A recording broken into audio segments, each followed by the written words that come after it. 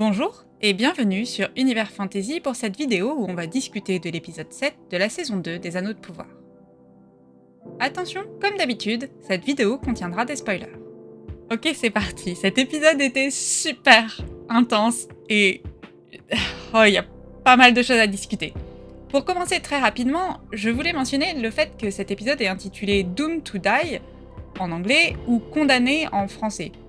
Ce qui est une assez mauvaise traduction, si vous voulez mon opinion, parce que, une fois encore, le titre en anglais est tiré du poème sur les anneaux, et donc en anglais c'est Nine for Mortal Man, Doomed to Die. Donc le Doomed to Die, il vient de là. Et la traduction française de ce poème c'est 9 aux hommes mortels voués à trépasser. Donc l'épisode aurait dû s'appeler Voué à trépasser. Il faut être un petit peu consistant. Et puis surtout, ça aurait été classe comme titre, franchement. Bref, c'est un détail, mais j'avais envie de le mentionner juste pour mon propre kiff personnel.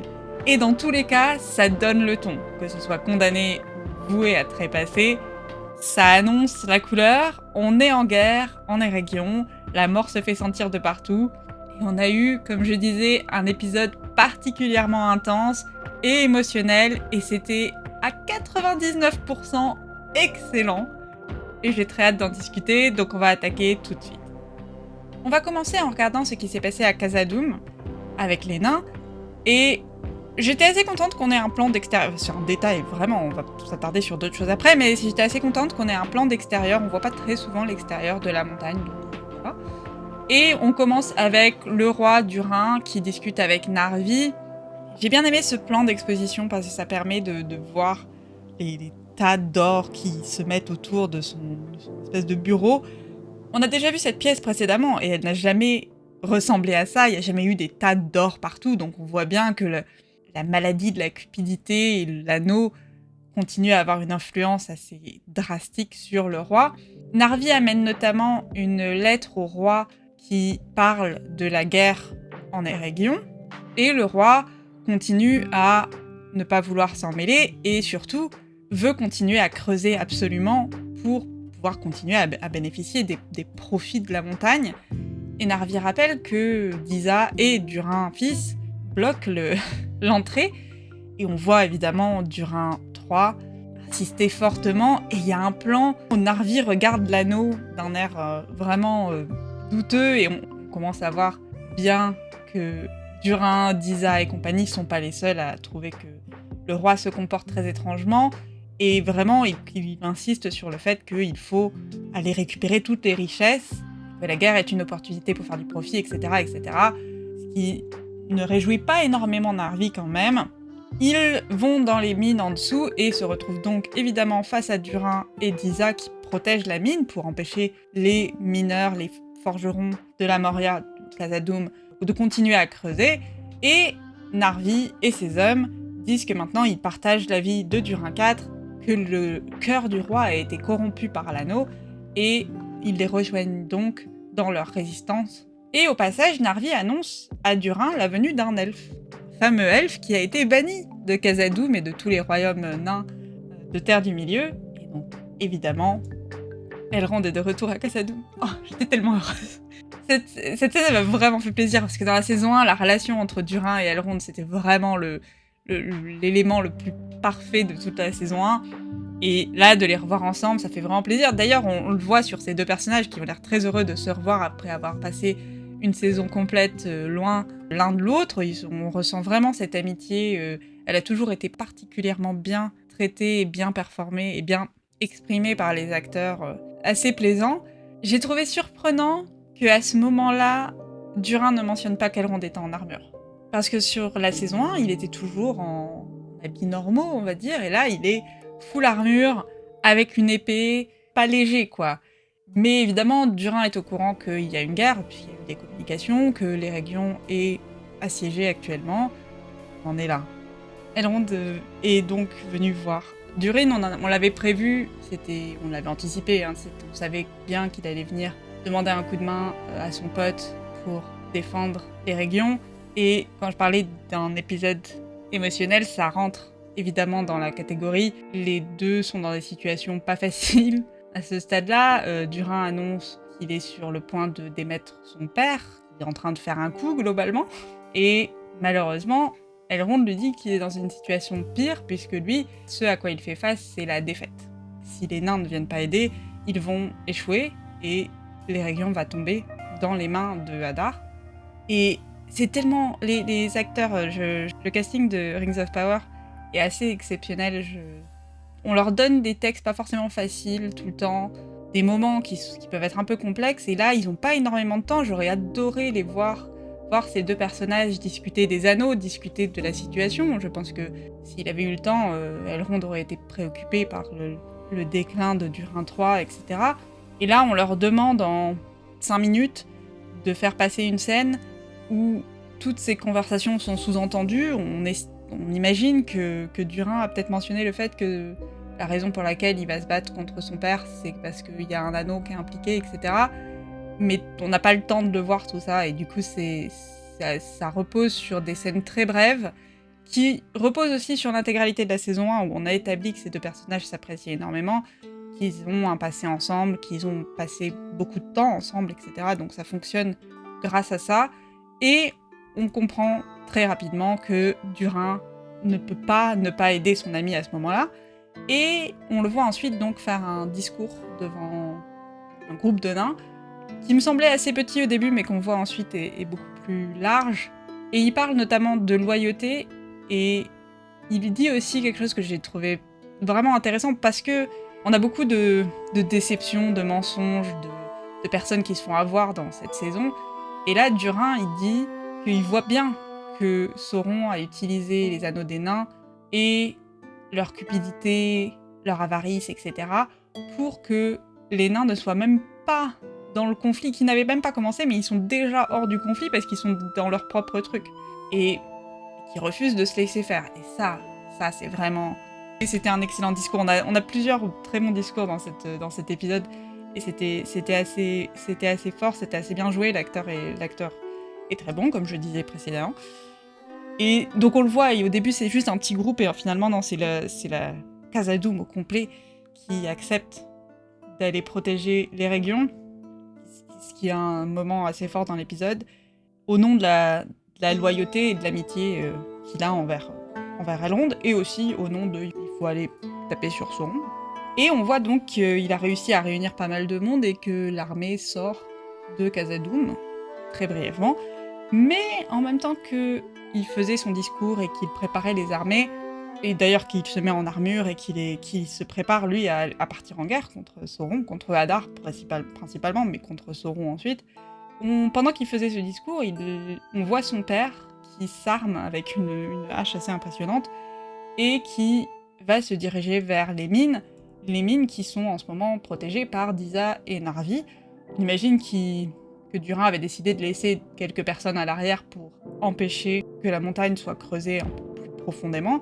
Et malheureusement, au moment où il allait partir, Narvi rattrape Durin et lui dit que son père a attaqué ses hommes et Disa, et qu'il a commencé à creuser, et donc qu'il a très peur qu'il réveille la créature qu'il y a dans les profondeurs de Khazad-dûm. Et on se retrouve donc avec Durin qui doit choisir entre aller aider Elrond, sauver les régions, arrêter Hadar, potentiellement Sauron, ou sauver Khazad-dûm, qui est réellement en danger à ce stade-là. Je crois que Narvi lui dit, si tu pars avec l'armée, Khazad-dûm sera sans doute plus là quand tu reviendras. Et c'est même pas par rapport à son père et l'anneau, c'est vraiment par rapport à la créature que Disa a entendue, que nous, on sait tous que c'est un Balrog, parce qu'on a vu le Seigneur des Anneaux. Et oui, à ce stade-là, c'est l'un ou l'autre. Bon, comme on a tous vu l'épisode, on sait là où ça va aller. Mais c'est un choix intéressant, parce qu'il vient de faire tout un discours sur la loyauté, sur l'importance de la loyauté et de l'amitié. Et là, il n'a pas le temps d'envoyer un petit message à Elrond pour lui dire « Hop, désolé, on a un Balrog, il faut qu'on aille s'occuper de nos propres problèmes. Désolé, on se revoit une prochaine fois. » Non, il sait que là, il laisse son ami potentiellement mourir, même il sait qu'Elrond ne va pas mourir, mais tout de même, ça craint. Et potentiellement, une ville et une région elfe va s'effondrer et va tomber aux mains de Hadar parce qu'il peut pas venir les aider. C'est en tout cas ce que lui a dit Elrond, donc c'est le risque. Et ça conclut globalement ce qu'on a vu chez les nains, c'était le morceau le plus bref de l'épisode, c'était évidemment crucial pour la suite de l'histoire. Ça m'a fait énormément plaisir de revoir Elrond et Durin ensemble. Je suis très triste que ça risque de pas beaucoup arriver dans le futur, vu la fin de cet épisode, mais c'était un super moment qui continue à amplifier les émotions de l'épisode en cours de route, puisqu'on va en reparler, mais tout est basé sur... Elrond, il base tous ses espoirs là-dessus, il base toute sa stratégie là-dessus. Quand on comprend qu'ils ne viendront pas, c'est dur à vivre, on comprend les raisons, parce qu'elles sont bien amenées, elles sont bien préparées, ça fonctionne vachement bien, c'est une bonne... j'allais dire une bonne conclusion, on n'est pas dans le dernier épisode encore, on est dans l'épisode 7, mais cet épisode sonnait comme une fin de chapitre, et là on se doute bien que la suite de l'histoire pour les nains et pour Khazad-dûm, c'est le conflit avec le Balrog, c'est potentiellement le conflit avec Durin III, qui va sans doute résister un petit peu à ce que son fils et tout un tas d'autres nains essayent de lui dire d'arrêter de creuser.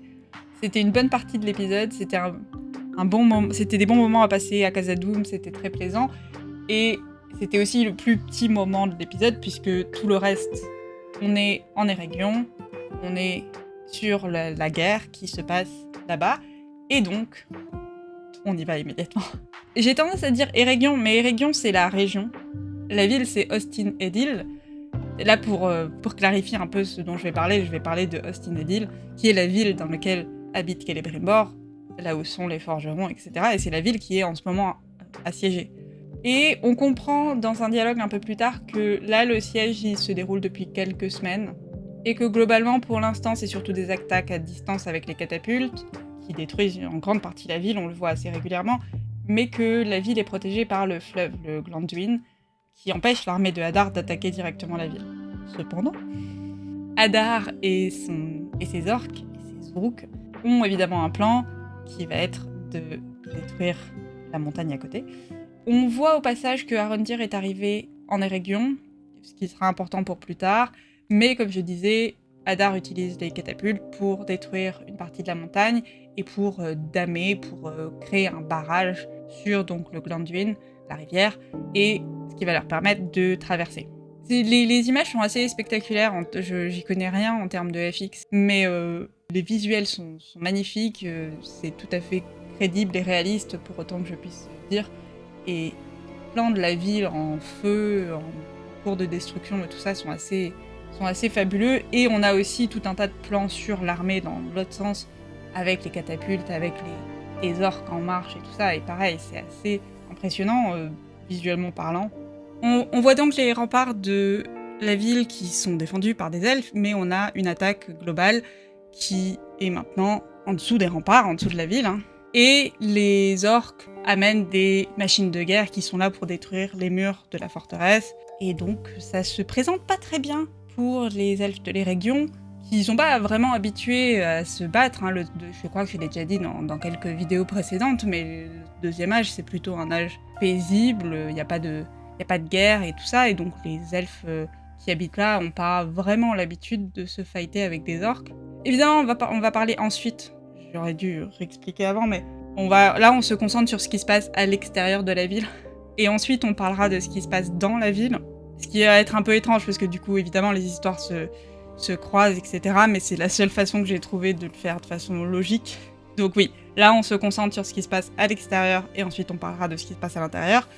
Et donc, pendant que les orques sont en train d'attaquer, on a l'interruption des renforts, une légion armée qui vient de Lindon, menée par Elrond. Je crois que j'ai vu quelque part une interview où il disait qu'il y avait environ 200 elfes. C'est pas une grosse armée, hein. C'est un petit groupe. Là, ils ont l'air d'assez nombreux, mais vu ce qu'on verra plus tard, il faut garder en tête que c'est pas non plus une énorme armée. Ça va d'ailleurs avec ce que nous disait Gil-galad dans l'épisode précédent ou l'épisode d'avant encore, qui est il a envoyé déjà des forces au Mordor. Ils n'ont pas un nombre infini de soldats, donc c'est une petite troupe. Et on a notre ami Elrond en full armure, avec le casque. J'aime beaucoup le casque. Évidemment, il va pas le garder très longtemps, parce que c'est un truc télé et au cinéma. Si les gens ils ont des casques ou des masques, ils ne les gardent jamais très longtemps, parce qu'il faut que les acteurs puissent jouer, et donc qu'on puisse voir leur visage correctement. On a à côté de lui Ryan, l'elfe qu'on avait vu donc un peu plus tôt dans la saison. Évidemment, je la mentionne parce que il va lui arriver des choses pas sympathiques. Et surtout, on a le haut roi des Noldor, Gil-galad, en armure.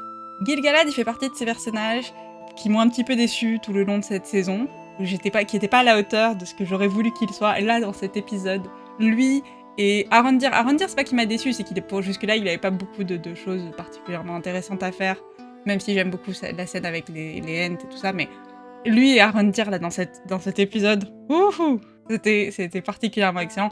Et Gil-galad, pire que Arondir, je trouve que Gil-galad, depuis le début de la série, il est un peu inintéressant, il manquait un peu de complexité, il manquait un peu d'intérêt, honnêtement. Et là, dans cet épisode, alors certes, son intérêt, c'est qu'il est juste cool, mais c'était très classe, ça fait plaisir, il est là, il est armé, tout va bien. Je m'attendais à ce qu'il mène la charge, mais après coup, en réfléchissant, c'est plutôt logique que non. D'ailleurs, de l'autre côté, Hadar non plus ne mène pas forcément toutes les attaques, et c'est donc Elrond qui va charger contre l'armée de Hadar directement, et Hadar, assez relax, va amener une cage dans laquelle on va retrouver Galadriel, qui est donc menacée par une lame. Elrond va interrompre immédiatement la charge de ses cavaliers, et Hadar souhaite la bienvenue à Elrond, évidemment, puisqu'il savait qu'il allait venir, puisque Galadriel lui avait dit dans l'épisode précédent, et ils vont donc aller discuter tranquillement. Et j'adore les armures. Je vous jure que je me suis retenue dans cet épisode de juste mettre des photos, des screenshots de tous les personnages en armure et en train de faire des trucs cool, et de passer l'intégralité de cette vidéo à dire « Oh, vous vous souvenez de ce moment-là? Il était trop cool. Oh, vous vous souvenez de ce moment-là? Il était trop cool » en boucle. J'ai dû faire un travail sur moi-même. Parce que j'adore les armures, elles sont vraiment très classe. Et donc, comme je disais, Hadar et Elrond vont discuter, vont négocier, ils vont s'envoyer des petites piques l'un à l'autre. Hadar fait des mentions du fait que, voyons, t'es un politicien, t'es pas un militaire. Et Elrond lui rappelle qu'il ne connaît rien, ni de sa plume, ni de son épée. Il va peut-être le découvrir. D'ailleurs, j'ai trouvé ça intéressant, parce qu'il mentionne le fait que c'est un politicien, c'est un négociateur, Elrond.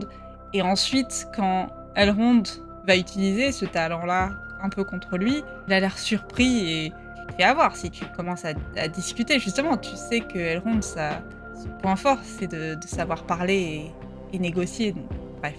Hadar veut échanger la vie de Galadriel contre l'anneau que Galadriel a remis à Elrond. Il sous-entend que les régions, de toute façon, est déjà tombées dans les ténèbres, parce qu'ils vont sombrer sous la coupe de Sauron, sous l'influence de Sauron, et qu'il n'y a aucun moyen de sauver ni la région, ni Celebrimbor, ni les elfes qui habitent là en gros. Ce que refuse évidemment Elrond. Discussion très intéressante de personnages qui s'étaient pas encore rencontrés, donc c'est très intéressant à voir. Je me demande un petit peu ce que pense Elrond, et comme tous les elfes qui rencontrent Hadar, je pense qu'ils ont un petit peu un choc de voir que c'est un elfe qui a été aussi transformé et modifié, donc ça doit être un peu un choc. Mais on sent que, évidemment, Elrond il gère, mais c'est toujours très intriguant. Il y a une phrase dans cette conversation que, si vous vous baladez sur les réseaux sociaux, potentiellement, vous allez voir des gens mentionner que c'est une erreur. Je suis pas exactement d'accord. Hadar mentionne Mélian, en effet une des ancêtres de Elrond, donc il dit vous avez la beauté de votre ancêtre Mélian de la race des Valar. Mélian, c'est la mère de Lúthien, de Beren et Lúthien, qui en effet, Elrond est un descendant direct de Lúthien. Et outre le fait que j'ai kiffé la mention de Mélian, parce que ça fait plaisir, évidemment, chaque fois qu'il y a du lore, moi je suis heureuse, et j'ai vu des gens se plaindre que Mélian c'est pas une Valar, donc dire Mélian de la race des Valar, c'est inexact. Là où je voulais corriger ça un petit peu, c'est-à-dire que oui, Mélian c'est pas une Valar, ça c'est vrai. Mélian, très précisément, si vous ouvrez le Silmarillion, chapitre 4, elle est présentée, donc dans le Silmarillion, comme une Maia de la race des Valar. Maia, c'est les espèces d'anges, si vous voulez. Si les Valar, c'est les dieux, les Maias, c'est les anges. Pour simplifier, Sauron est un Maia, Gandalf est un Maia. Il y a un raccourci ici. Au lieu de dire Mélian une Maya de la race des Valar, ils disent Mélian de la race des Valar. Je crois que ce raccourci est volontaire. Parce que le phrasé ressemble trop à cette phrase qui est la première phrase qui parle de Mélian dans le Silmarillion. Sauf qu'ils n'ont pas le droit au Silmarillion. Et que le mot Maya, ou Maillard, peu importe, les deux fonctionnent, n'est jamais utilisé dans le Seigneur des Anneaux, il n'est jamais utilisé dans les appendices du Seigneur des Anneaux, et du coup ils n'ont pas le droit de l'utiliser. Je sais, j'ai eu un commentaire il y a quelques semaines sur le fait que... Mais si, ils peuvent utiliser le texte. Non. À moins que quelqu'un me donne des sources très précises, et des vraies sources, qui me disent que le Tolkien Estate a vendu les droits du Silmarillion, des contes et légendes inachevés, des autres textes, peu importe, pour ce qu'on sait, ce qui a été officiel. Et honnêtement, c'est ce genre de deal, tu les fais pas en cachette. Hein. Et je pense que Amazon se serait vanté s'ils avaient eu les droits du Silmarillion.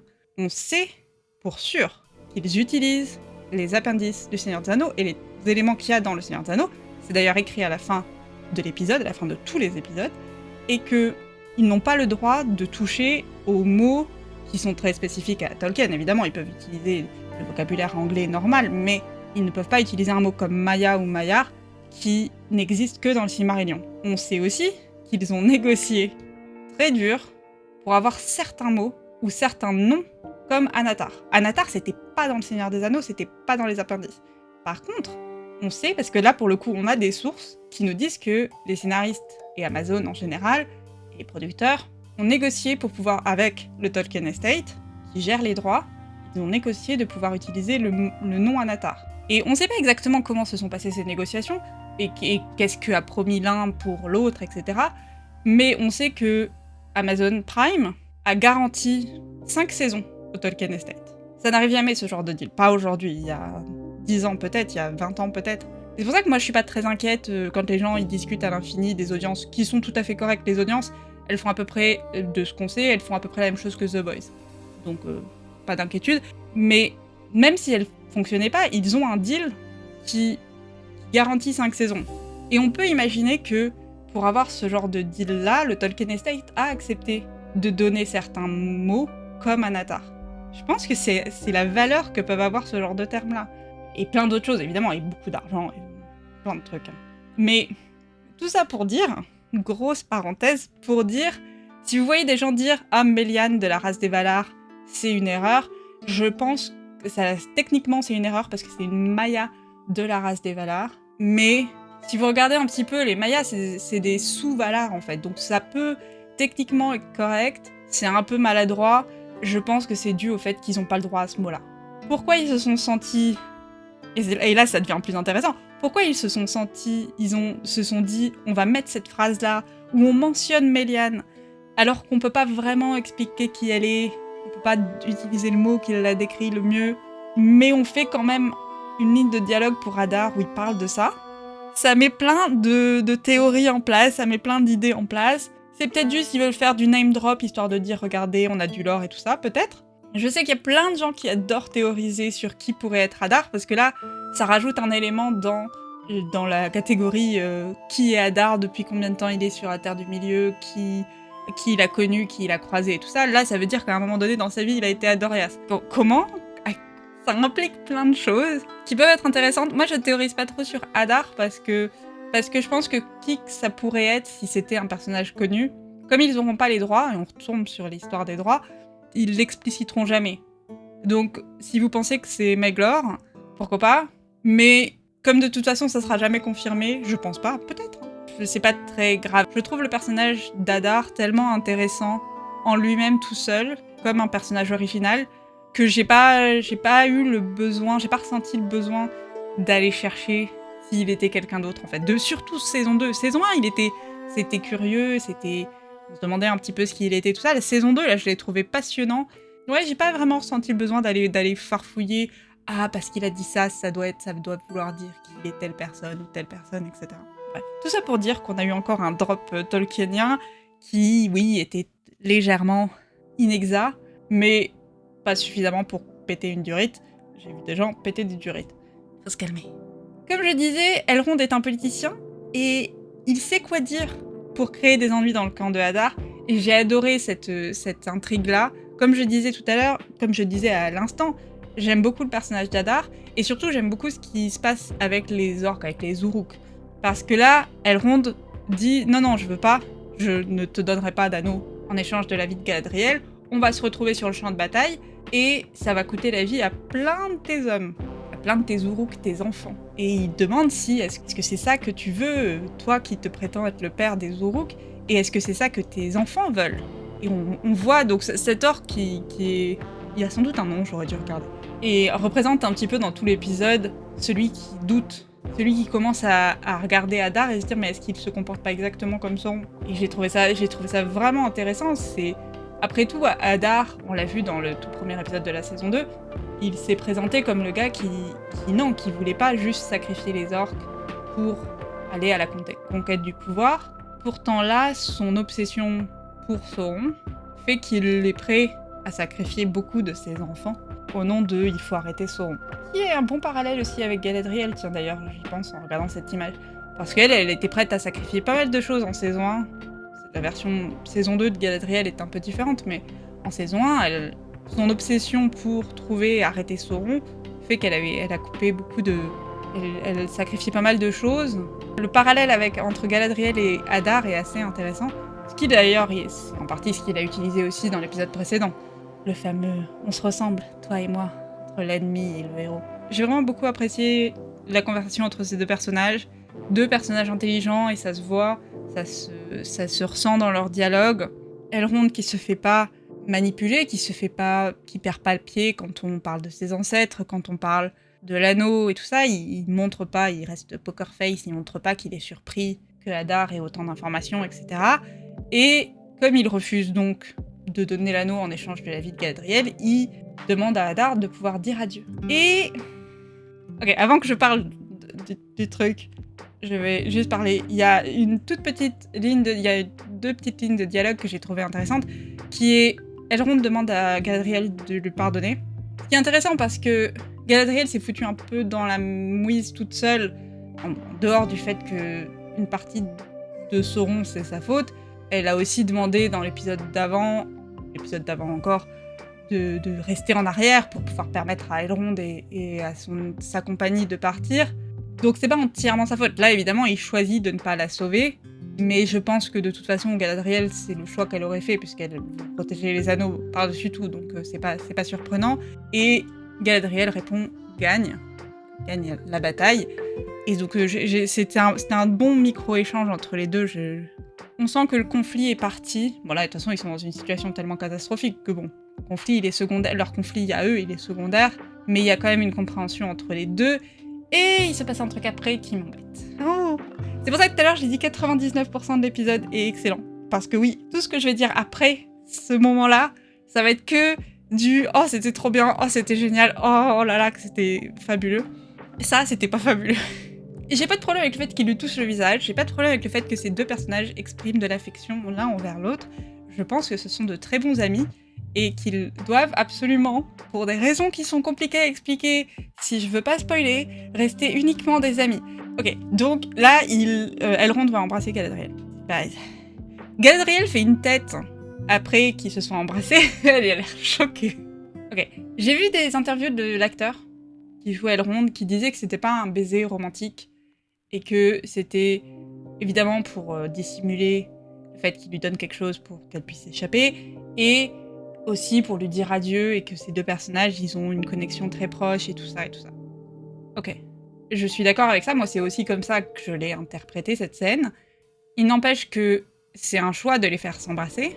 Tu peux montrer de l'affection profonde entre deux personnages sans les faire s'embrasser. Ils auraient pu prendre dans les bras, il aurait pu l'embrasser sur le front, il y avait tellement d'options différentes que ça, que le baiser qu'ils ont échangé ensemble. Ça m'agace pour 2 raisons. Un, parce que pour les raisons dont je peux pas parler, parce que spoiler, mais oui, ces personnages ne sont pas censés avoir de connexion romantique, et je veux pas qu'ils en aient. Et la deuxième raison, c'est ça aussi, c'est que les amitiés entre les hommes et les femmes, dans les films, dans les séries, dans toute la fiction en général, ce serait bien que ça puisse exister. Et là, on avait 2 personnages qui étaient amicaux, qui étaient très proches, qui avaient une relation très intéressante.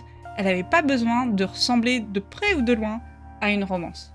même si c'est du faux, je t'embrasse pour distraire tout le monde, etc. Je m'en fous. Il y avait d'autres façons de le faire. J'aime pas cette scène, je veux pas voir cette scène. J'ai l'impression que c'est une mère et son fils qui s'embrassent. C'est réellement la sensation que j'ai eue. Et je sais que c'est excessif, et je sais que si vous n'avez pas lu les livres, c'est pas choquant pour vous. C'est choquant pour moi, c'est pas grave. Ça n'enlève rien à la génialitude de cet épisode. C'est juste que non. Non. Je suis tout à fait pour que les adaptations prennent des libertés. J'ai aucun problème. Pour moi, Rings of Power, elle est au même niveau que les films de Peter Jackson en termes de différence entre le texte et le film ou le livre. Les films de Peter Jackson ne sont pas du tout fidèles au bouquin. Vraiment, ils sont très très lourds. Il y a plein de choses très différentes. Vraiment plein de choses. Les personnalités des personnages, de la temporalité, plein d'éléments. Il y a des personnages qui sont pas là, il y a des personnages qui sont ajoutés. Enfin, les films de Peter Jackson ont pris plein de libertés et ce sont des chefs-d'œuvre. Rings of Power prend plein de libertés et ça ne me dérange pas. Wheel of Time prend plein de libertés, ça ne me dérange pas. C'est très rare que ce genre d'écart entre le livre et son adaptation m'embête. Celle-là, je ne la voulais pas. Celle-là, elle m'a sorti immédiatement de l'épisode, j'ai littéralement crié non sur mon canapé. Je veux plus jamais qu'on parle de cette scène. Je veux que les deux personnages prétendent qu'elle n'a... Comment ? Non ? Ah, bref. Fin de ce moment-là. Car oui, c'était un subterfuge pour lui glisser son attache de la cape, sa broche, avec laquelle elle va pouvoir se libérer. J'ai beau ne pas avoir aimé cette fin de scène-là, j'ai trouvé, comme je disais, toute la conversation entre Elrond et Hadar excellente. Et globalement, ce moment très intéressant, c'est juste qu'ils sont obligés. Ils sont pas foutus de juste laisser des gens être amis.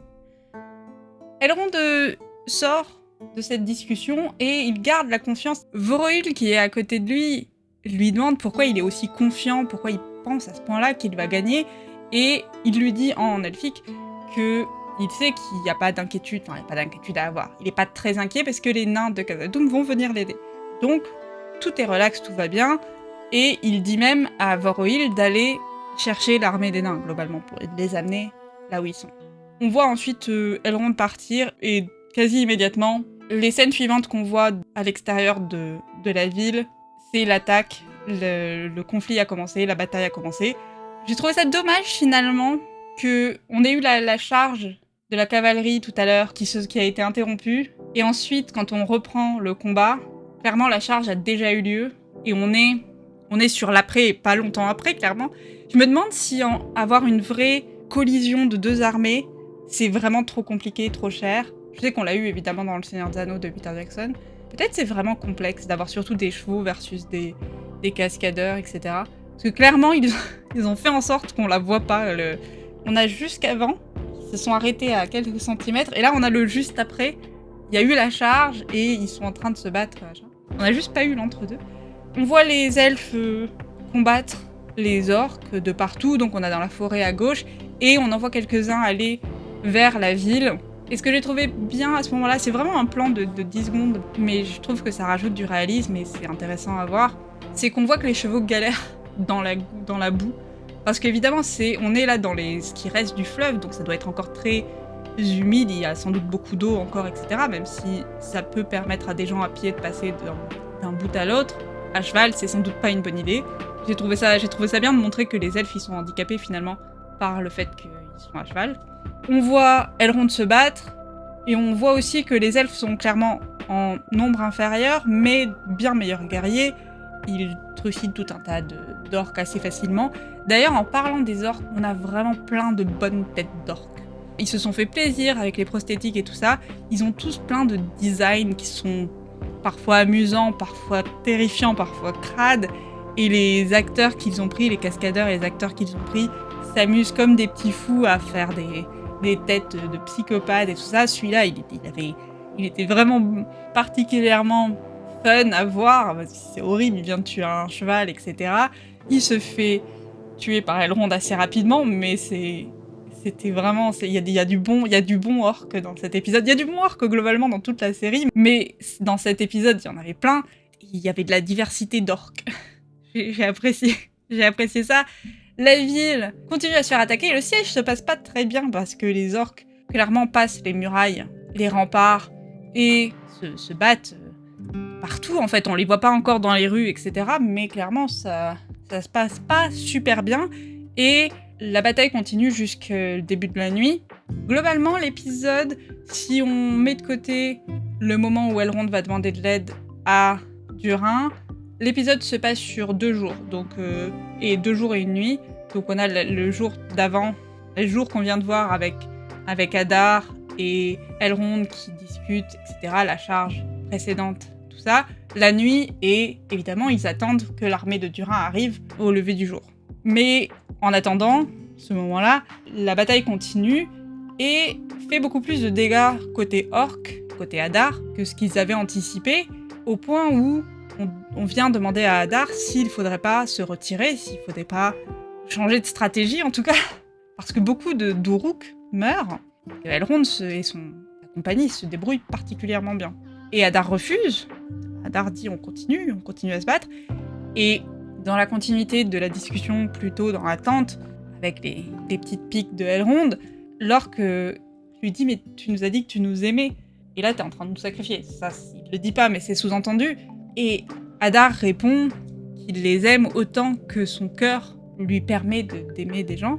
Et c'est vachement intéressant. Toute cette intrigue-là est vachement intéressante. Parce qu'on n'a pas eu beaucoup de temps dans d'autres adaptations de Tolkien de s'intéresser aux orques. Et d'ailleurs, Tolkien ne s'y intéresse pas forcément énormément. Il a écrit un petit peu de choses à droite à gauche. D'ailleurs, des fois, des choses qui se contredisent un petit peu. Très typique de Tolkien, parce qu'il changeait d'avis sur des sujets.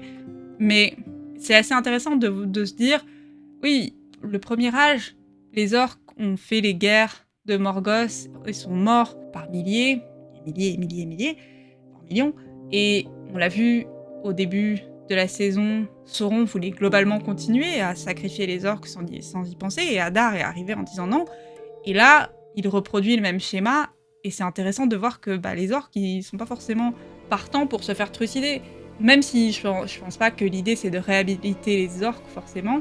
On les voit faire tout un tas d'horreurs quand même dans cet épisode, mais sans chercher à les réhabiliter, c'est intéressant de voir qu'ils ont de la réflexion, qu'ils ont envie de rester vivants, qu'il y en a qui peuvent avoir des familles, des machins. Ça les rend un poil plus intéressants à suivre, et surtout ça enrichit le personnage de Adar, qui, malgré son amour et son envie de protéger les orques, les Uruk, peut pas s'empêcher d'attaquer Sauron, et c'est à se demander à quel point Sauron est dans sa tête. Puisqu'on sait que Sauron veut l'armée, il est tout à fait content que Adar attaque. Là, ça l'aide dans sa manipulation de l'Eregion.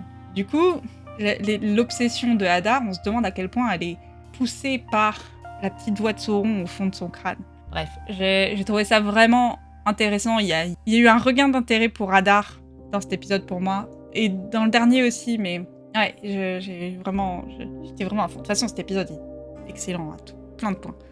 Galadriel s'est évidemment échappée en utilisant la broche de Elrond, et elle nous fait donc un Frodo Sam dans le camp des orques. Je sais pas pourquoi ce plan-là, si vous lui mettez des yeux rouges, ça me fait penser à Anakin dans l'épisode 3. Peu importe. Il y a une scène très intéressante à ce moment-là, donc elle essaye de sortir du camp de façon très discrète, etc. Et elle arrive dans un endroit où ils sont en train de faire des funérailles pour les orques tombés au combat. Elle voit Adar venir pleurer la mort de ses enfants, et donc faire preuve d'une compassion et d'une empathie réelle, puisque là, il ne joue pas, il sait pas que Galadriel le regarde, etc. Et la compassion et l'empathie, ils ont un peu manqué à Galadriel depuis le début de la saison 1. Pas qu'elle c'était une méchante personne qui trucidait des enfants pour le fun, mais en saison 1, son obsession à trouver Sauron, et en saison 2, son envie de rédemption et ses doutes et tout ça, ont fait qu'elle n'a pas pris le temps de se poser la question du mal qu'elle faisait autour d'elle, potentiellement. Et elle n'a pas fait preuve d'énormément d'empathie envers Elrond, envers Gil-galad, envers les gens du Sud, envers Celebrimbor. On va en reparler. J'ai trouvé que cette scène, je pense qu'elle va être importante pour Galadriel, qu'elle redevienne ce qu'elle est censée être. Ce qu'elle a sans doute été dans le passé, mais qu'ensuite les deuils à répétition ont tué un petit peu. Parce que C'est quelque chose que je voulais mentionner dans la vidéo précédente, mais que j'ai oublié. Dans la saison 1, on nous dit qu'elle fait tout ce qu'elle fait, donc elle recherche Sauron, parce qu'elle veut venger son frère, en gros. Elle tient la dague de son frère en permanence avec elle, et c'est ça qui la pousse. Mais on sait aussi, puisqu'elle le mentionne très brièvement à un moment donné, que Celeborn, son mari, a disparu. Il est parti à la guerre, il a disparu. Il me semble que c'est ça qu'elle dit. Et c'est un personnage dont elle ne parle quasiment jamais. Donc on imagine le poids de ce deuil, c'est-à-dire que le poids du deuil de son frère fait qu'elle est obsédée par trouver Sauron, et elle a un deuil dont elle ne parle jamais, qui est celui de son mari, et on peut imaginer que ce poids-là, il est encore plus profond et plus destructeur que celui de son frère, au point où elle n'arrive pas à en parler, et ça a un peu effacé les aspects compassion et empathie qui font partie de sa personnalité. En tout cas, c'est ce qu'on voit dans Le Seigneur des Anneaux plus tard. Donc, il faut qu'elle les retrouve, et là, voir quelqu'un qu'elle a essayé de tuer, qu'elle déteste probablement à ce moment-là, exprimer autant d'émotions face à la mort d'Orc dont elle se fout. Surtout, elle comprend que c'est sincère de la part de Hadar. J'ai trouvé ça intéressant, et je pense que ça va jouer dans le futur. Et ça joue d'ailleurs, et je sais pas si c'est ça qui joue, mais ça match aussi avec la scène qui va suivre, qui est Arondir aide Galadriel à s'échapper, il tue 3 orques qui venaient l'embêter, et donc il se retrouve, et lui il dit « Je vais attaquer Hadar immédiatement, il m'a tout pris, et je suis prêt à mourir pour avoir ma vengeance, en gros. » Et Galadriel lui dit non, et elle fait preuve d'énormément de compassion envers Arondir à ce moment-là, et de compréhension et de douceur, et elle lui dit que le tour de Hadar viendra, et que pour l'instant on a un besoin d'elfes héroïques dans le monde, et il ne devrait pas gâcher sa vie. Et elle le dit vraiment avec beaucoup de douceur, c'est le mot que j'ai utilisé tout à l'heure, mais j'ai trouvé cette scène assez jolie, et justement peut-être qu'elle se dit, si Hadar il est capable de ressentir de la vraie tristesse et de la vraie douleur pour la mort des orques, moi j'ai été tellement fermée aux émotions, que j'ai potentiellement perdu un peu de contact avec mes proches, avec les gens qui m'entourent, y compris quelqu'un comme Arondir, et donc j'ai trouvé ce moment intéressant, et je pense que ça va être primordial pour la suite de l'histoire, donc j'aime beaucoup tous ces moments. Arondir est un personnage intéressant, et il gagne en intérêt. J'espère qu'il est pas mort.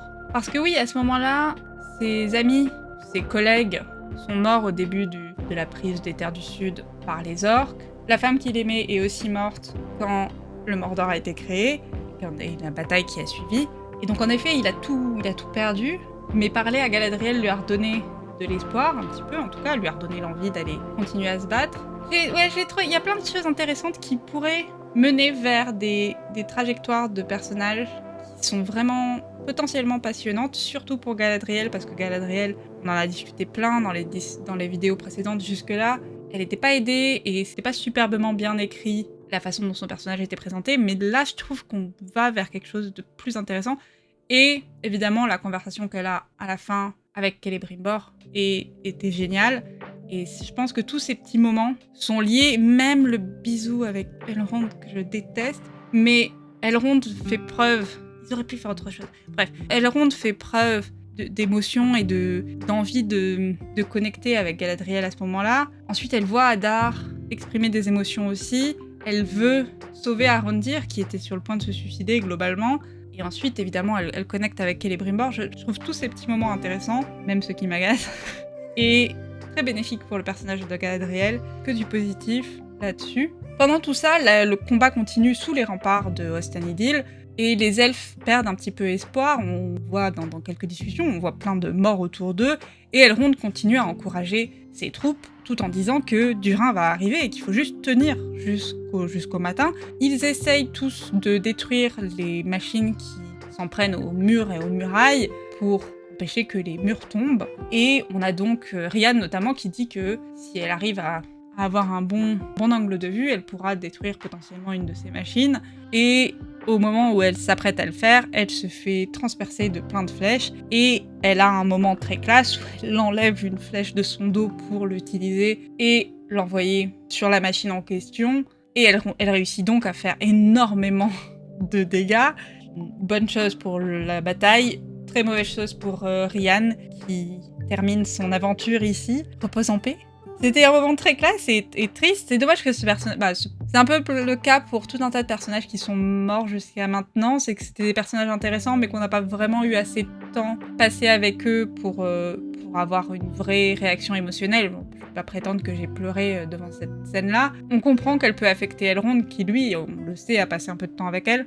Mais c'était très classe, il faut reconnaître que c'était particulièrement classe. C'est la fin de ce personnage. Arondir et Galadriel, mais pour l'instant on va voir que Arondir puisqu'on verra l'intérieur de ce qui se passe plus tard, a réussi donc à rentrer dans la ville avec Galadriel en utilisant un tunnel que Galadriel connaissait, et il rejoint les remparts pour protéger la ville. Et ça commence à faire pas mal de dégâts côté orc, au point où Adar dit « On va appeler des gros bras, on va appeler Damrod, le troll des collines », que l'on avait vu dans l'un des premiers épisodes de la saison, et encore une fois, l'orque qui l'accompagne proteste en lui disant que ça va aussi tuer tout un tas de leurs combattants à eux, et encore une fois, Adar décide de ne pas l'écouter, et bon, globalement il s'en fout, il veut gagner cette bataille, et donc Damrod, le troll des collines, arrive.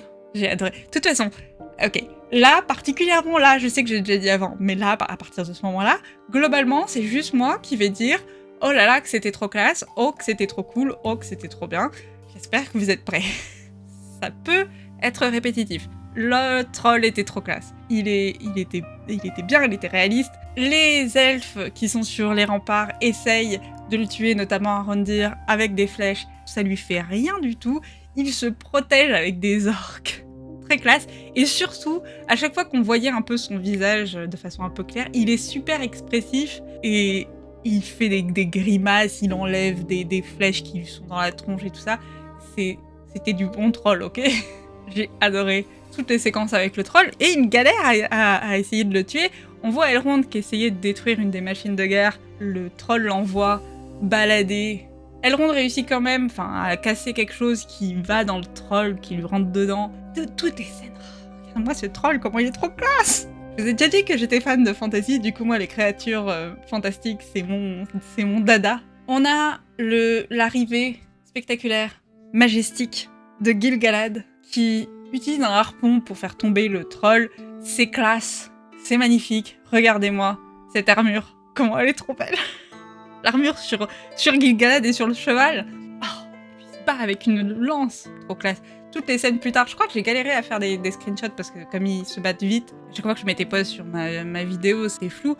Mais toutes les scènes où il utilise sa lance, je suis fan. Je suis juste en kiff non-stop. C'est trop bien. Et ils arrivent donc à se débarrasser du troll, Arondir qui le plaque au sol en lui transperçant un bras avec son épée. Il appelle Elrond pour qu'il fasse la même chose. Elrond fait la même chose et Gil-galad va porter le coup final avec sa lance. Le troll meurt en riant comme un psychopathe. Magnifique. Excellent. Aucun commentaire à faire hormis parfait. Je vous jure que je kiffe tellement. Comment on peut pas kiffer? Gil-galad.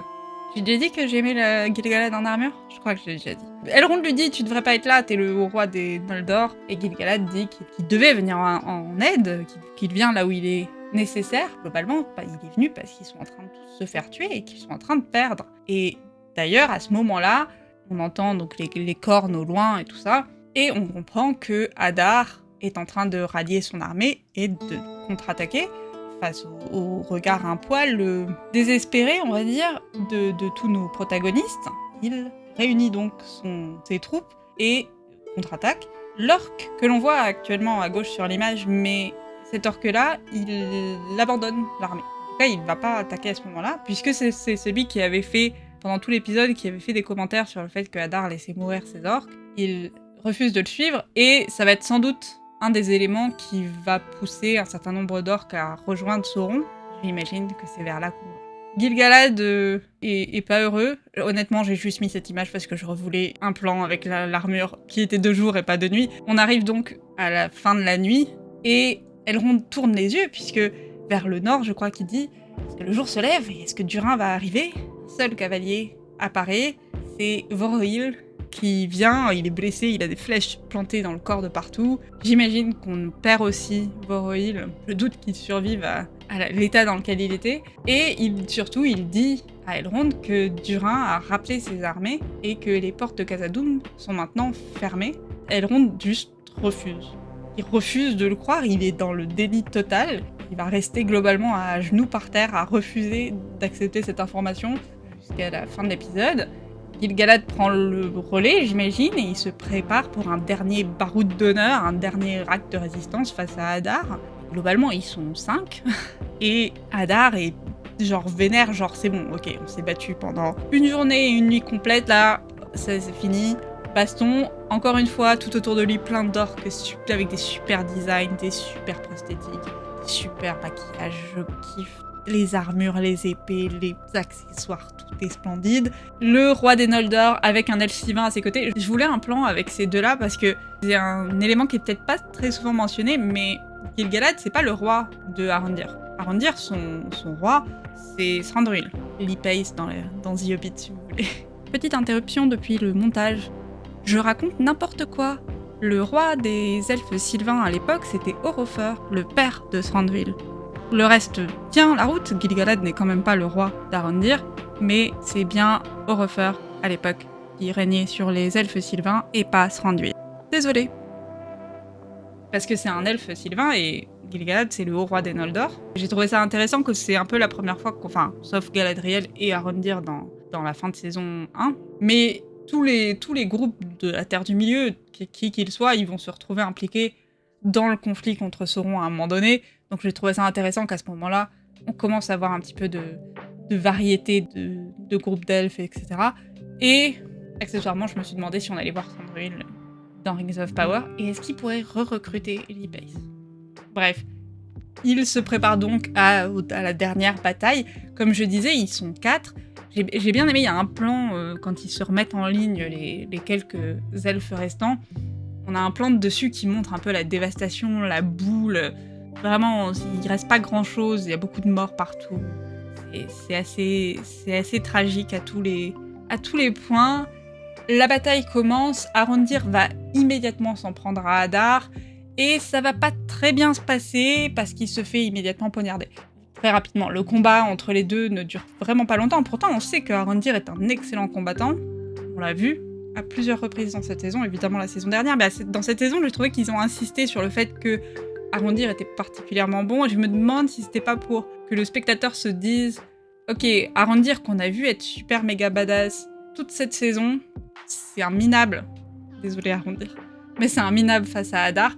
J'aurais adoré voir un combat Hadar-Gil-galad, mais clairement ce sera peut-être pour le prochain épisode ou pour la prochaine saison.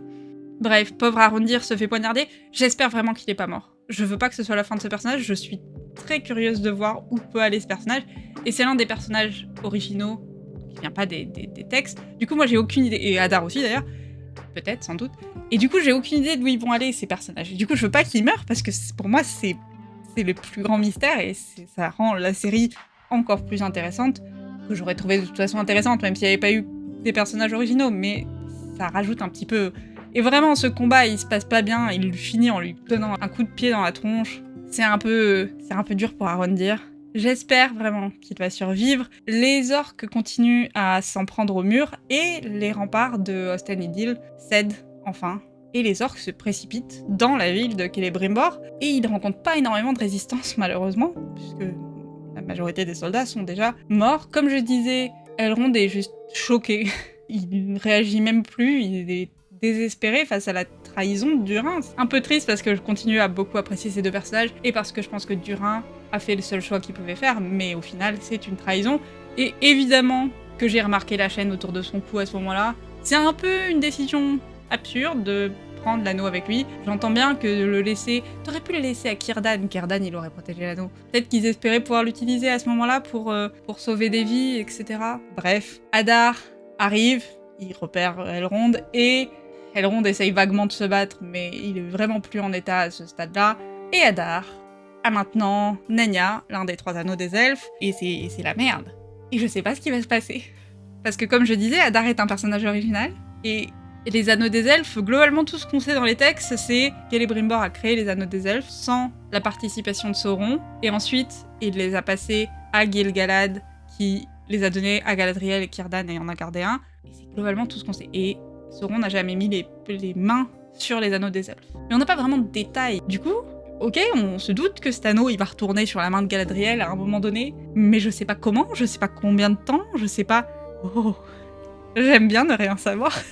Vraiment, je m'attendais pas du tout à ça. Je pensais honnêtement que Elrond n'avait pas l'anneau avec lui à ce moment-là, jusqu'à ce que je vois la chaîne, mais... Dans la discussion qu'ils ont eue sous la tente, je croyais sincèrement que Elrond disait la vérité et qu'il n'avait pas l'anneau sur lui à ce moment-là, et que ni Adar, ni évidemment Sauron, mais j'aurais jamais pu envisager que Adar puisse récupérer un des anneaux. Et je suis fascinée. Je veux savoir ce qui va se passer, je veux savoir est-ce que ça va être résolu dans le prochain épisode, est-ce que ça va être un truc qui doit être résolu dans la saison prochaine. Adar avec un des anneaux. Une théorie que j'ai vue, je sais pas si je veux que ça soit que ça se passe ou pas, mais curieuse, qui est qu'on a vu que cet anneau pouvait guérir. Et j'ai vu des gens théoriser que potentiellement ça allait aider Adar à guérir de son trauma qui fait qu'il est ce qu'il est aujourd'hui, et pouvait l'amener à trouver la paix et peut-être à partir vers Valinor ou à juste, je sais pas, aller planter des carottes dans un coin. Ce serait un peu surprenant parce que ça contredirait un petit peu toute sa trajectoire avec les Uruk et les orques.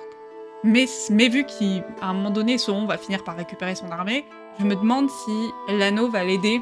Et est-ce que Galadriel l'aiderait aussi à redevenir un elfe? Tellement de possibilités. Oh! Ou est-ce qu'il va juste l'utiliser contre Sauron? C'est son plan. À date, son plan, c'était d'utiliser l'anneau et la couronne pour tuer Sauron. Je sais pas. Je suis très curieuse. J'ai très très hâte de voir le prochain épisode. Oh, que cet épisode était bien! On arrive sur la dernière partie de l'épisode. Et on va revenir un tout petit peu en arrière. On est dans une belle matinée à Ost-en-Idil, dans la région de l'Eregion. Et Celebrimbor, le seigneur de l'Eregion, prend son petit café, ou son petit thé. C'est sans doute un thé, c'est un elfe, c'est un thé. Et c'est une belle journée. Et tout va bien, il n'y a aucun problème dans le monde. Et on fait des anneaux pour les hommes, parce que c'est bien de faire des anneaux pour les hommes. Il faut pour sauver la Terre du Milieu et pour se rattraper des conneries qu'on a potentiellement fait sur les anneaux des nains. L'illusion de Sauron. Je devrais dire l'illusion d'Anatar. Ok. La bataille à l'extérieur de la ville était impressionnante en termes de production, de scènes d'action, d'armure. Et vraiment, c'était impressionnant à tous les niveaux. Tout ce qui va se passer dans la ville, c'est impressionnant en termes de jeu des acteurs, d'émotion et de juste performance en général.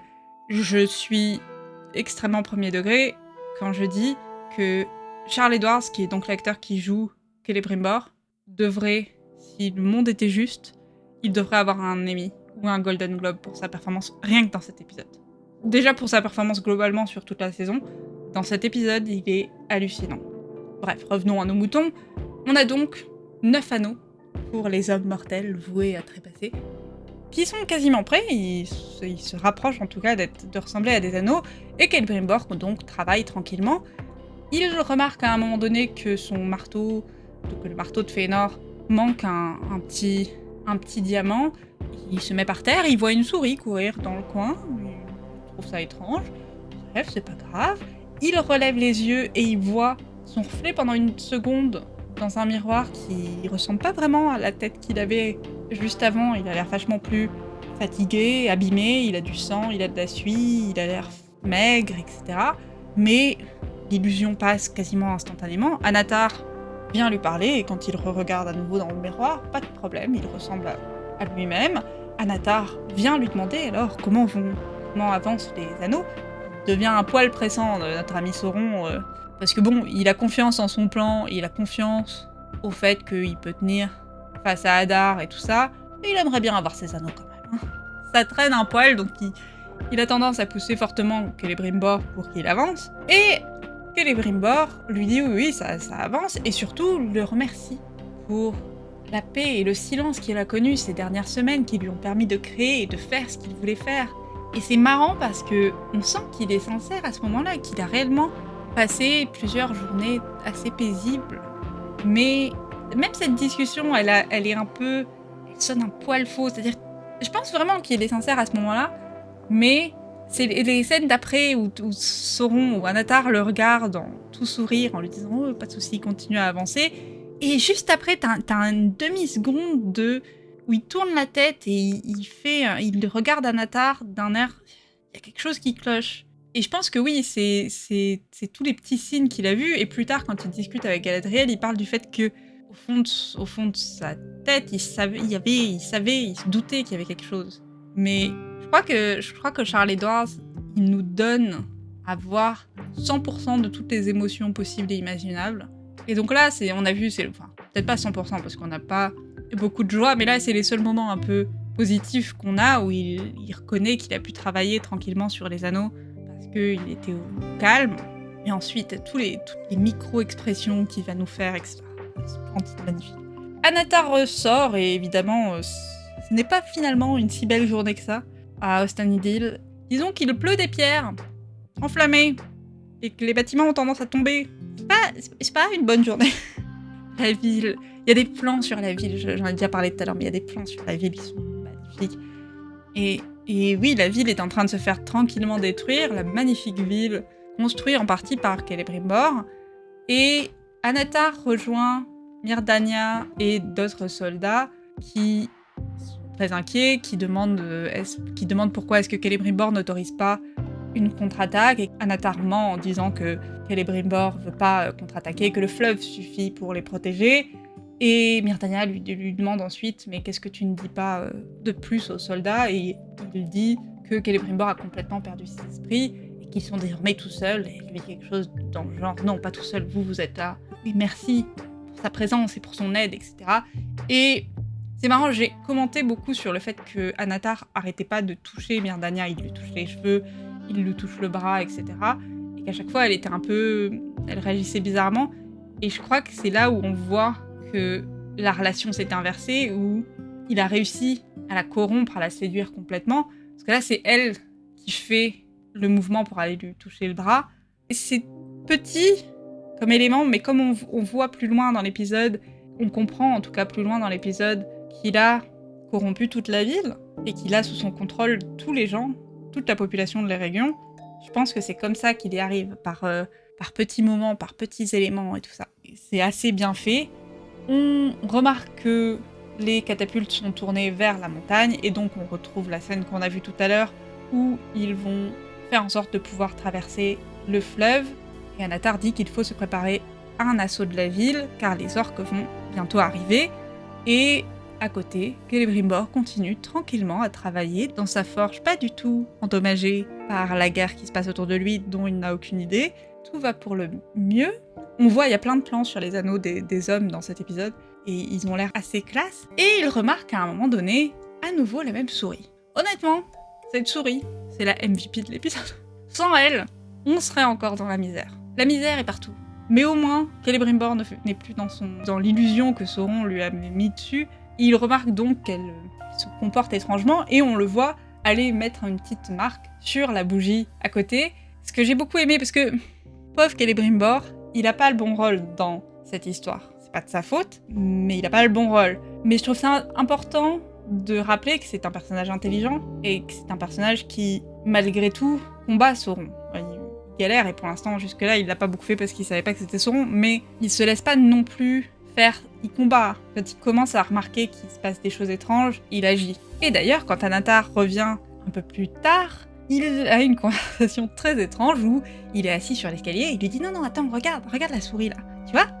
Là, elle a fait ça. » J'ai adoré cette scène parce que tu sens Celebrimbor qui a un peu pété les plombs, mais aussi qui est arrivé au bout de son chemin. Il sait qu'il y a un truc qui va pas. Il sait qu'il est dans une boucle temporaire, ou en tout cas que le temps se passe pas là où il est comme il devrait, et il sait qu'Anatar est responsable. Il n'a pas encore mis tous les éléments en place, il va le faire dans quelques secondes, mais de façon... il comprend que quelque chose ne va pas, mais de façon genre dingue un peu. J'ai adoré ce moment. Anatar est pas du tout impressionné par la démonstration de la souris qui refait la même action en répétition. Celebrimbor lui dit « Oui, mais le temps ne passe pas. J'ai mis ce trait-là et la bougie n'a pas fondu du tout. » Et Anatar lui dit « Mais attends, t'es encore en train de perdre les esprits et tu hallucines. » Et heureusement, Celebrimbor ne se fait plus avoir. Ça y est, là il a compris à 100% que Anatar lui ment. Ce qui était quelque chose qu'il comprenait déjà avant. Si vous vous souvenez, en tout début de saison, à un moment donné, il lui dit « Ah, mais ça vous amuse de jouer dans les esprits des gens, de faire des petits scénarios comme ça. » Et donc il avait remarqué que c'était une technique d'Anatar. Il pensait sans doute pas que ça irait jusque-là. Mais donc là, quand Anatar essaye de lui dire « Non, mais non, c'est toi qui hallucines », il sait que c'est du bullshit. Et surtout, il mentionne qu'aucun émissaire des Valar ne ferait ça. Et oui, quoique... je sais pas si je pourrais mettre de côté le fait que Saruman ne serait pas capable de faire ça. Saruman étant techniquement un émissaire des Valar, enfin, oui, il l'est, jusqu'à ce qu'il arrête de l'être. Donc, je sais pas si la phrase est entièrement vraie, mais oui, là clairement il a compris que toute la personnalité d'Anatar est un mensonge, intégralement. Il lui demande qui il est, il lui demande ce qu'il lui a fait, et Anatar juste dit « donne-moi les 9 anneaux ». Et il est tellement Sauron, à partir de là, toutes les interactions qu'il a, sauf plus tard quand il continue à mentir à Myrddania et tout ça, mais les interactions entre Celebrimbor et Anatar à ce moment-là, c'est plus Anatar, c'est Sauron. Et l'acteur a parfaitement ses subtilités, enfin il est pas subtil parce qu'il hurle « donne-moi les anneaux », mais ça fonctionne tellement bien, la façon dont il s'exprime, etc. Et Celebrimbor lance son marteau et brise la fenêtre, et il brise avec l'illusion d'Anatar. Et on voit Celebrimbor marcher vers la fenêtre, et il a encore sa tête de l'illusion, il a sa tête propre à peu près, avec les cheveux tout brillants et tout ça, et on le voit marcher vers la fenêtre, il voit la ville assiégée, en flammes, en train de se faire détruire et tout ça, et la caméra tourne autour de lui, et on voit le vrai Celebrimbor, avec les yeux rouges, du sang, de la suie amincée, etc. Et mon cœur se brise pour Celebrimbor. J'étais tellement triste pour ce personnage. Dans tout l'épisode, c'était horrible. Il retourne dans son atelier où il voit sa forge complètement détruite, ce qui n'était pas le cas juste avant. Ce qui est hallucinant, ça veut dire que l'illusion de Sauron, elle était tellement forte qu'il ne s'est même pas rendu compte qu'il y a des morceaux de bâtiments qui sont tombés sans doute à quelques centimètres de lui, qui s'est blessé et qui s'en est même pas rendu compte. C'est ce plan, toute cette scène, la destruction de l'illusion, Celebrimbor qui comprend ce qui est en train de se passer, qui comprend ce qui l'entoure, qui voit les choses, qui pleure de rage, de tristesse, d'horreur. J'ai pas de mots pour décrire à quel point cet épisode était fabuleux, et ces scènes-là étaient absolument hallucinantes et merveilleuses, et j'étais captivée, j'étais accrochée à mon canapé. Et pourtant, on le sait, on savait que ça allait arriver, et aucun de nous n'est surpris de savoir que Anatar était Sauron, puisqu'on savait que Halbrand était Sauron. Mais voir ce personnage, Celebrimbor, détruit à ce point-là, horrible. Et il se précipite vers son bureau et il renverse la fiole de Mithril. On se rend compte que c'était pas du Mithril et que c'était donc le sang de Sauron, ce que j'avais dit dans ma vidéo précédente. J'avais raison, j'étais sans doute pas du tout la seule à m'être rendu compte de ça, mais bon, j'étais contente de moi-même à ce moment-là. Bref. Celebrimbor qui est absolument dégoûté et horrifié par ce qu'il voit, et Anatar pendant tout ce moment où Celebrimbor juste marche dans ses bureaux en hurlant, en pleurant, est très immobile derrière lui à le regarder déconstruire son illusion. C'est assez terrifiant. Et là, à ce moment-là, il tourne la main et on voit donc sa coupure, et il dit « Ah, j'ai beaucoup appris auprès de vous, notamment que la création demande des sacrifices. » Ce qui veut dire que dans les anneaux des hommes, il y a le sang de Sauron. Ce qui, sans doute, expliquera encore plus pourquoi, une fois que les humains qui seront sélectionnés pour avoir ces anneaux vont sombrer au temps au point de devenir des Nazgûl, parce que là, t'es attaché à Sauron, quoi. T'es lié à lui via son sang. Et il y a la scène qu'on attendait tous, j'imagine, depuis une saison, où Celebrimbor comprend enfin. Et il lui dit « Tu es lui ». Et c'est là où je disais que cet acteur mérite des prix pour cet épisode, parce qu'encore une fois, les micro-expressions, l'horreur, la terreur, la colère, le dégoût avec le sang et tout ça, ça passe dans ses yeux. Il n'y a pas énormément de dialogue, mais on voit tellement d'émotions sur son visage, tellement d'horreur, et là, on voit aussi de la peur, et c'est pas... Sauron, c'est pas juste... Tu veux, si ça avait été Adar, c'est un problème, il a une armée d'orques et tout ça, et là, il est en train de tuer tout le monde, mais Sauron, ouais, il peut créer des illusions comme ça. Sauron, c'est autre chose. C'était la main droite de Morgoth, c'est un Maya, ils n'ont pas le droit d'utiliser ce mot, c'est Sauron, quoi. C'est pas pour rien que Galadriel voulait absolument le tuer, c'est pas pour rien qu'à la seconde où elle a dit Halbrand et Sauron, Gil-galad, il a juré et il était genre merde, ok, bah finalement on prend ses anneaux parce que là il faut qu'on règle nos problèmes parce qu'on ne pourra pas sinon gérer Sauron. C'est la merde. Et il y a un plan, c'est-à-dire il lui dit, avant de tuer Sauron, il lui dit tuer lui. Mais il y a un plan sur Anatar, sur Sauron, sur Charlie Vickers, donc l'acteur qui joue Sauron, où si t'as pas le contexte, tu vois juste un mec avec une perruque blonde, mais je trouve qu'avec le contexte, il a pas une expression genre maléfique, mais c'est Sauron. C'est plus Anatar, c'est Sauron. Immédiatement, je sais pas qu'est-ce qu'il fait que c'est Sauron. Terrifiante. Cette conversation était excellente et horrifiante et géniale, et j'aime beaucoup cet épisode. Celebrimbor se précipite à l'extérieur et il ouvre les portes. Et ce que j'ai trouvé très intéressant dans cette scène, c'est que c'est exactement les mêmes plans que dans l'épisode précédent, donc dans l'épisode 6, où quand il s'est fâché un petit peu contre Anatar, il sort dehors, parce qu'il a entendu des bruits, et il voit l'illusion de Sauron, et c'était les mêmes plans dans l'épisode 6, il sortait par la porte, il ouvrait les deux portes comme ça, puis il descendait, c'était le jour et tout allait bien, il descendait les escaliers sur la place, il voyait des elfes, tout allait bien. Sauf que là, cette fois-ci, l'illusion a sauté en éclats, et quand il descend sur la place, tout ce qu'il a autour de lui, c'est dévastation, mort, flammes, et l'horreur, en gros, la guerre. Il se fait envoyer par terre par une des pierres catapultées sur la ville.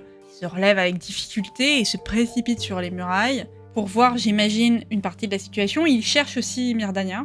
Et quand il la trouve, il lui dit « Je me suis fait avoir, j'étais emprisonné dans mon propre esprit, mais maintenant je suis libre. » Et Myr'Dania le regarde comme si c'était un psychopathe. Et surtout, que la série a fait de façon très intelligente, c'est qu'on a vu que Anatar a passé son temps à très gentiment dire « Non, vous comprenez, Celebrimbor, il veut pas que vous contre-attaquiez. Non, vous comprenez, il vous a viré. Ah, il veut pas se préoccuper de ce problème-là que vous dites qui est très important. » Ce qui fait que plus personne n'a confiance en Celebrimbor. Et quand il débarque et qu'il dit « Oui, vous comprenez, j'ai vu une souris et une bougie, du coup, Anatar et Sauron. » On le regarde comme si c'était un psychopathe.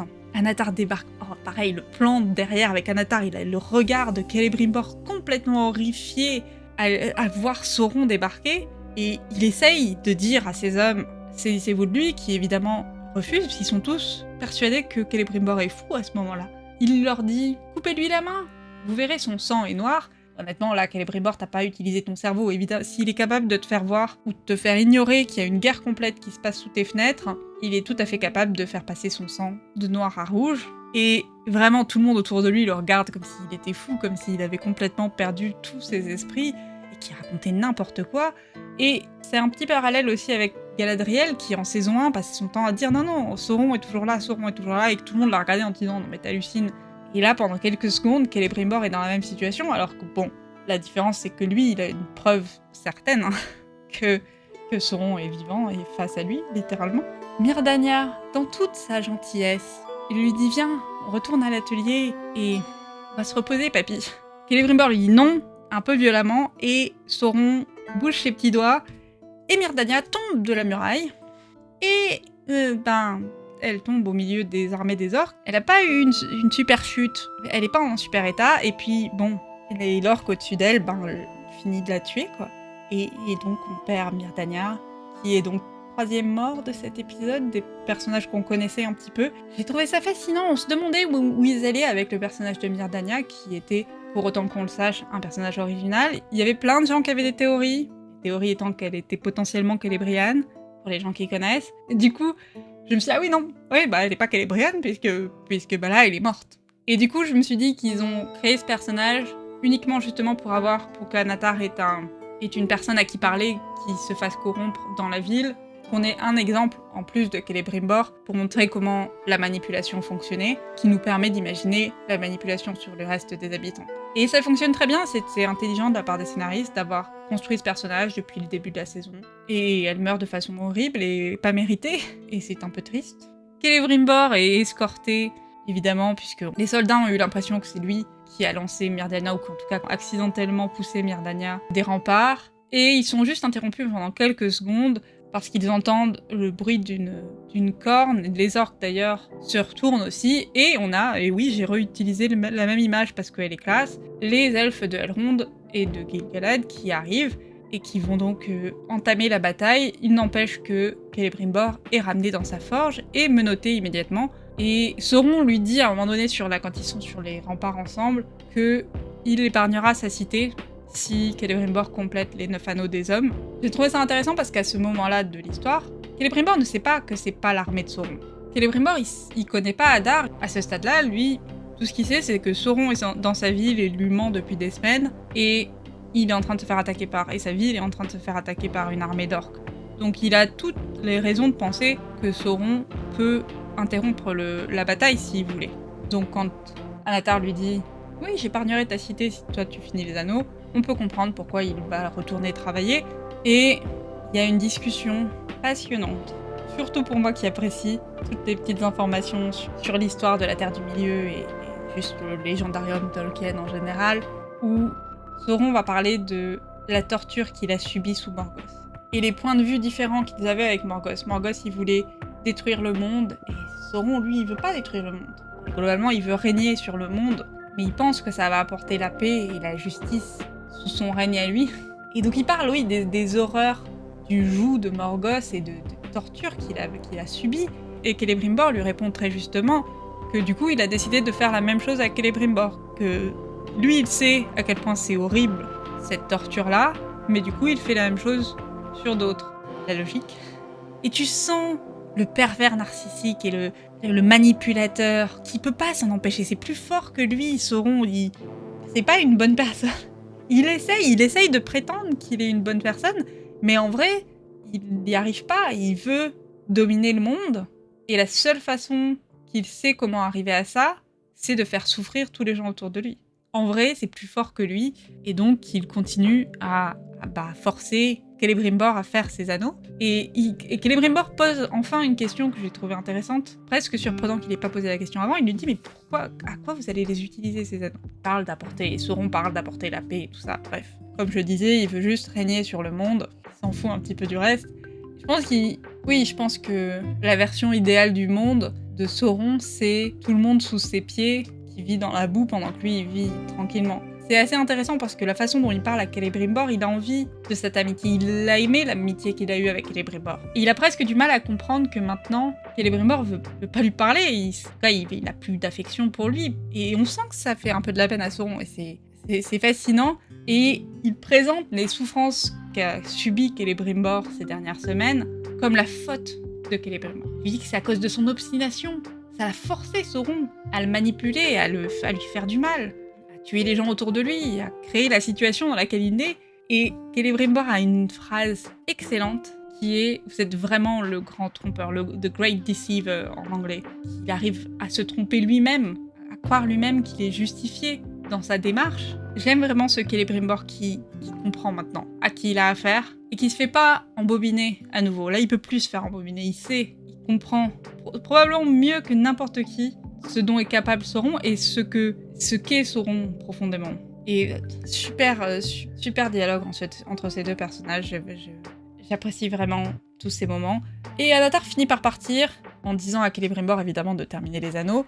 Et je crois qu'il y a une réalisation à ce moment-là. Parce que donc Sauron lui a dit « J'épargnerai ta ville si tu crées ces anneaux ». Mais après cette conversation où Sauron a mentionné Morgoth et a essayé de lui faire croire que les propres souffrances de Celebrimbor étaient de sa faute, je crois qu'il comprend ce qu'est Sauron, ce que pourrait être Sauron s'il avait le contrôle de tous ces anneaux. Et je pense qu'à ce moment-là, il est prêt à sacrifier sa ville, sa vie potentiellement, et tous les elfes de l'Eregion, parce que là, ce qu'il risque, c'est la Terre du Milieu. Et c'est une interprétation, c'est pas dit à ce moment-là, mais vu qu'il avait accepté et que là, il change d'avis, je pense qu'il a compris que même sa ville au complet, c'était un sacrifice potentiellement nécessaire pour arrêter Sauron. Et il décide donc de tenter de détruire les anneaux, et qui sont prêts à ce moment-là. Il les a terminés, je pense, avant, et il l'a pas dit à Sauron. Il les jette dans le feu, c'est un plan super classe, où j'ai pris des très mauvais screenshots, mais le plan est très très classe. Et on le savait pour l'anneau unique, mais clairement, le feu ne peut pas détruire des anneaux de pouvoir, en tout cas pas ceux-là. Je me demande si le fait que le sang de Sauron soit dans ces anneaux a un impact quelconque, parce que en soi, l'anneau unique, il peut être détruit dans le même volcan où il a été forgé. Du coup, là, tu pourrais estimer que ces anneaux, ils peuvent être détruits dans la forge qui les a forgés. Mais je pense que parce qu'ils sont liés à Sauron, ceux-là, si tu voulais les détruire, faudrait en partie que tu détruises Sauron. C'est ma théorie. Elle vaut ce qu'elle vaut. Après, techniquement, là, son petit feu sur le côté, c'est pas la forge. Peut-être que s'il les avait mis dans la forge, ça les aurait détruits. Mais dans tous les cas, ils sont en parfait état. Il les touche, ils sont froids au toucher. Grand classique pour les anneaux de pouvoir. Et il va essayer donc de fuir avec, il les met dans une petite poche, et il va essayer de fuir avec, mais il est enchaîné. Il essaye de sortir sa main de la menotte, et il n'y arrive pas. Et donc on a un plan sur... C'est pareil, il l'avait teasé. On avait vu cet outil au tout début de l'épisode, quand il était en train de forger les anneaux. c'était un outil qu'ils utilisaient pour couper du métal, etc. Le fait que ça revienne à ce moment-là, froid dans le dos, et surtout, il va donc décider de se couper le pouce pour enlever la menotte, mais la symbolique d'un forgeron, de quelqu'un qui est fier des œuvres que peuvent créer ses mains, qui a besoin de ses mains pour être l'homme, l'elfe qu'il veut être et qu'il est fier d'être, à ce moment-là, il sacrifie sa main, enfin son pouce, mais c'est difficile de forger des choses avec 4 doigts dans une main, pour se battre contre Sauron, et il redit une phrase que Sauron avait dit juste avant, quand il parlait de lui et Morgoth, sur un combat de l'esprit, qui c'est qui a l'esprit le plus fort, et on le voit donc se couper le pouce et souffrir, et encore une fois l'acteur, excellent, on voit toute la souffrance sur son visage, il refuse de crier, il s'empêche de crier, pas que Anatar revienne, et pauvre Celebrimbor. J'ai eu mal pour lui, excellente scène, ça fait mal, aïe. Il s'enfuit avec les anneaux des hommes, et avec un pouce en moins, on le voit traverser une partie de la ville, enfin un petit bout de la ville, et encore une fois, la ville est en train de se faire détruire, c'est la bataille dehors, donc on a encore la nuit, donc on imagine que c'est le moment potentiellement où Elrond est en train de se battre contre un troll, etc. Il se fait très vite arrêter par les soldats qui sont sous les ordres d'Anatar, le seigneur de l'Eregion, comme ils disent à ce moment-là en tout cas, et il essaye de protester en disant non mais vous comprenez pas, il faut qu'on s'en aille, il faut Sauron, machin. Et les soldats se font interrompre par Galadriel, qui leur dit mais qu'est-ce que vous faites, arrêtez, lâchez-le tout de suite, c'est le seigneur de l'Eregion, et ils vont se rejoindre les deux et immédiatement ils se comprennent. Celebrimbor lui explique qu'il a été sous la coupe de Sauron, qu'il a été manipulé, tout ça, mais on voit dans les yeux qu'ils ont eu une expérience similaire, même si celle de Galadriel était un poil moins traumatique quand même que celle de Celebrimbor. La souffrance et la connexion qu'il y a entre ces deux-là. Quand je vous disais tout à l'heure qu'il y avait moyen de montrer une connexion amicale forte sans avoir de sous-entendu de romance, là, cette scène, alors évidemment, ça aurait été très inapproprié à ce moment-là de l'histoire si les gens s'embrassaient à tout va, mais ce moment, il est tellement intime, les deux, ils s'accrochent l'un à l'autre presque. Et Galadriel essaye de soutenir Celebrimbor, qui est blessé, qui est dans un état pas dingue, et ils s'excusent tous les deux, ils disent qu'ils n'ont pas eu la force de résister à Sauron, et c'est une scène absolument magnifique. Celebrimbor dit à Galadriel qu'il a continué à créer des anneaux, dont les 9, il lui montre qu'il a les 9 anneaux des hommes. Et oui, ils ont une conversation sur le fait de ne pas avoir réussi à résister à Sauron, et je crois que Celebrimbor dit quelque chose comme « je ne sais pas si la moindre personne pourrait résister ». Et j'ai trouvé ça intéressant parce que ça faisait un écho au Seigneur des Anneaux. Dans le Seigneur des Anneaux, l'une des choses qui est fascinante sur l'anneau unique, qui représente Sauron d'une certaine façon, c'est que le seul moyen que tu puisses le transporter de la comté jusqu'au Mordor pour le détruire, c'est que ce soit quelqu'un avec très peu de pouvoir qu'il l'ait, avec très peu de force. C'est pour ça que c'est un hobbit qui arrive à faire ce que personne d'autre n'aurait pu faire. Parce qu'à chaque fois que quelqu'un avec un tout petit peu de force, comme Boromir, comme Gandalf, comme Galadriel, sont face à l'anneau, immédiatement ils commencent à être corrompus, à être séduits. Immédiatement, il se voit comme des reines ténébreuses. Boromir, il se voit comme le héros du Gondor qui pourrait sauver sa ville et il voit l'utilité et immédiatement, ça les manipule.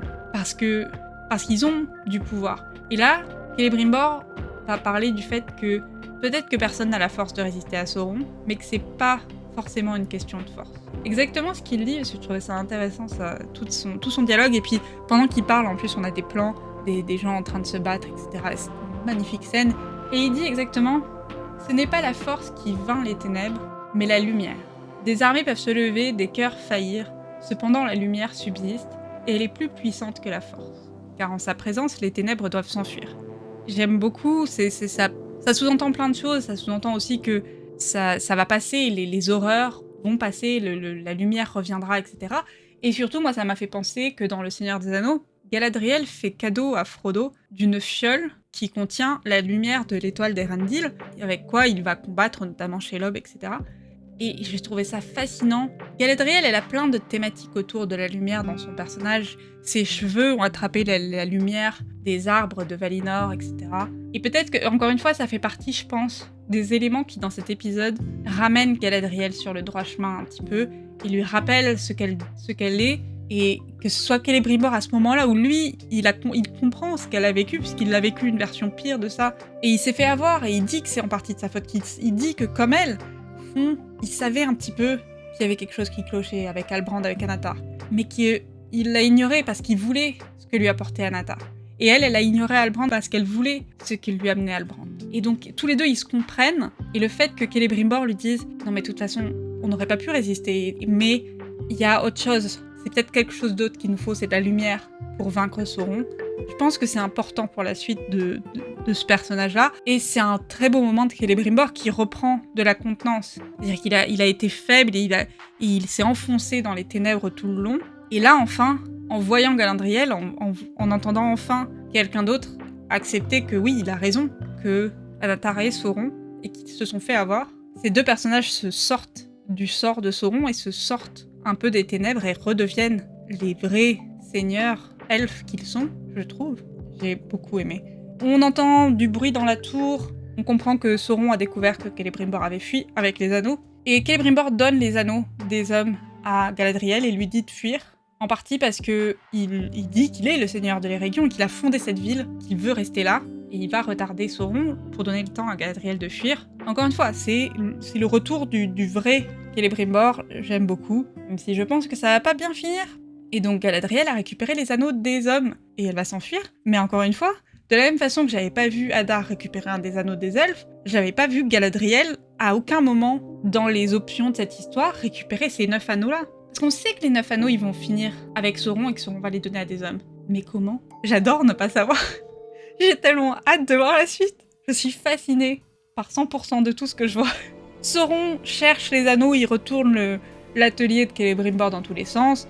Celebrimbor débarque tranquillement, il se presse pas, tant mieux, son objectif c'est d'essayer de gagner du temps. Il se doute qu'il va pas gagner ce conflit-là, hein. Et il va dire quelque chose qui malheureusement est faux, et j'ai trouvé un peu ironique.